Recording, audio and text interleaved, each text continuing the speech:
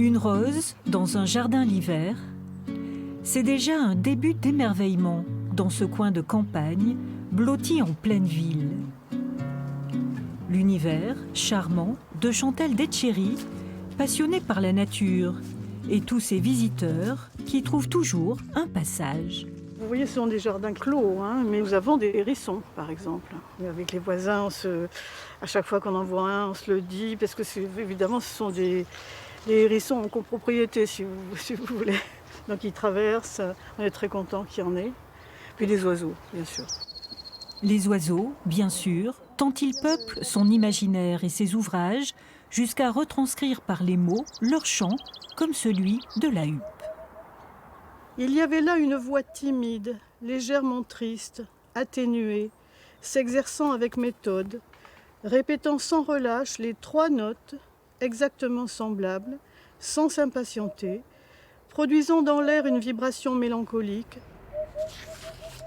On entend son chant, qui est un chant hésitant, et qui me paraît toujours un chant maladroit et tellement émouvant.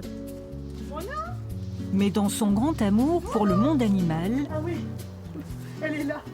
On trouve aussi quelques prédateurs, très peu chanteurs, qui l'ont toujours accompagnée, lui ouvrant la porte des beaux habitants de l'univers, le titre de son livre qu'elle a écrit ici, face au jardin, tout naturellement, entourée de ses animaux favoris et nourrie de souvenirs d'enfance où l'on respectait le moindre insecte.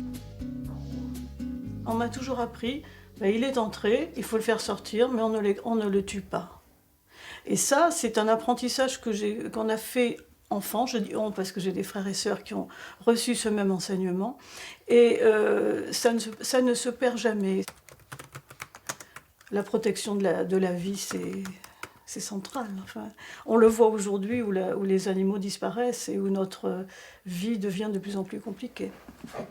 Dans Beaux habitants de l'univers, Chantal Detchery rend hommage aux animaux qu'elle a croisés un jour, du mille-pattes à l'éléphant, en France ou lors de ses nombreux voyages.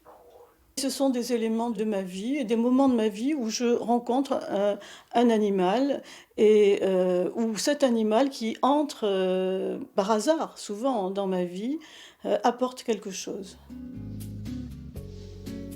Rencontres furtives, souvent mystérieuses, qui lui ont déjà valu le prix de la nouvelle de l'Académie française.